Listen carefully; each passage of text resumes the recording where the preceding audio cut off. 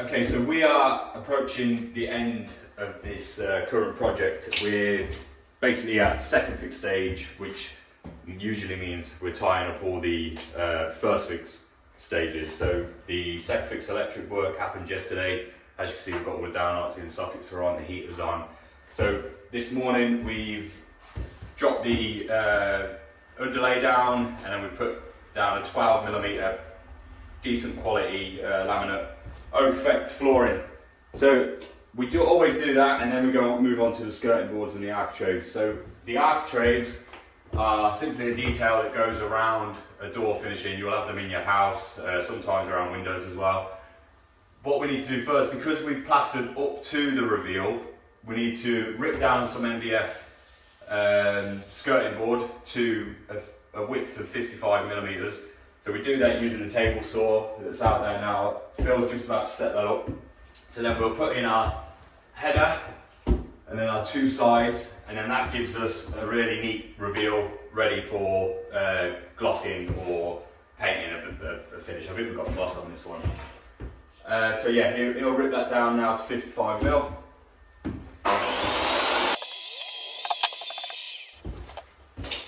So we'll have three of them, like I said, one at the top and one on each side.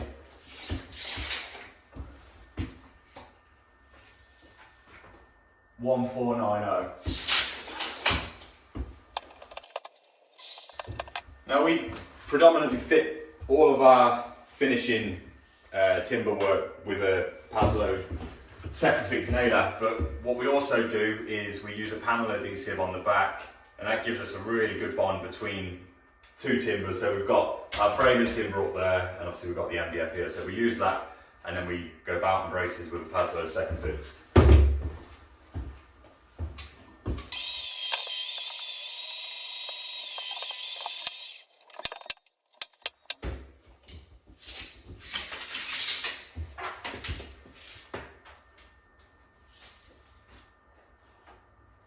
$2060. Both sides.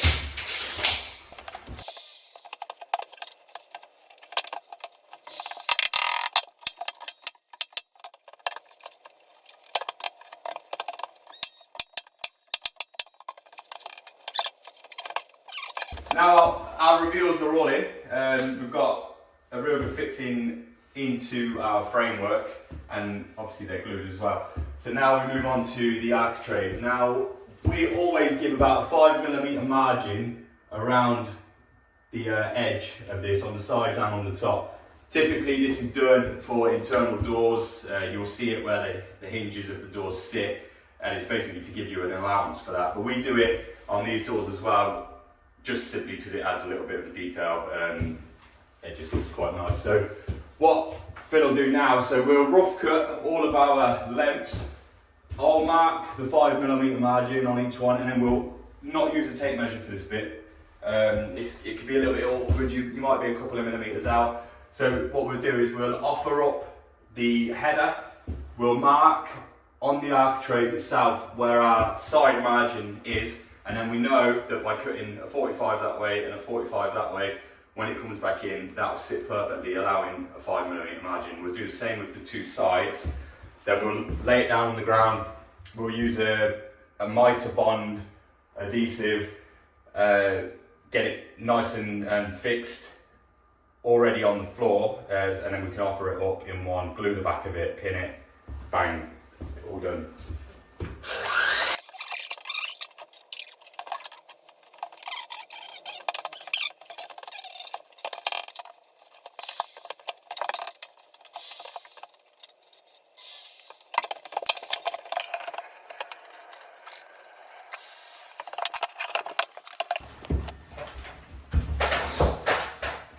So here you can see we've got our two 45-degree angles. What we do is we use this mitre adhesive, so there's a glue and an applicator. We'll glue one side, spray the other side.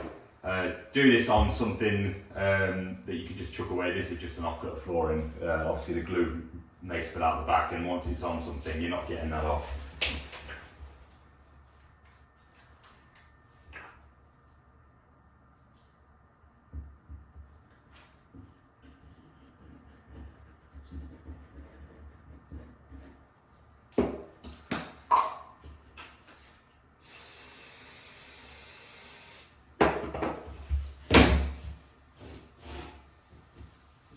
You want to sort of eye it in first, because you don't get very long with this. Once you're happy with it, just squeeze it together. Hold it for about 10 seconds and you've got a perfect 90-degree angle.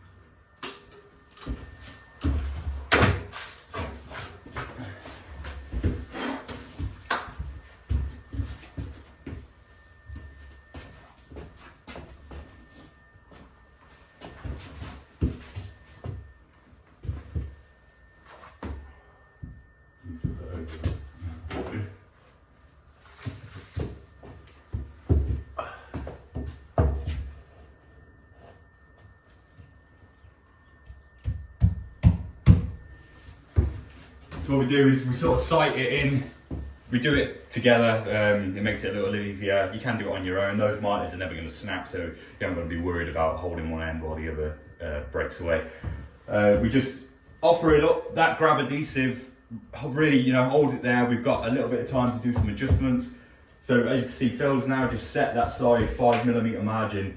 He'll do the same on this side, and the top, because it's a machined MDF architrave, it will fall into place exactly where it wants to be. But over long lengths, if there was a bit of sag, you've got a bit of time just to offer it up and just make sure you've got perfect 5mm margin along the top. And then again, using your Centrifix nailer, we just go along and just bang them in.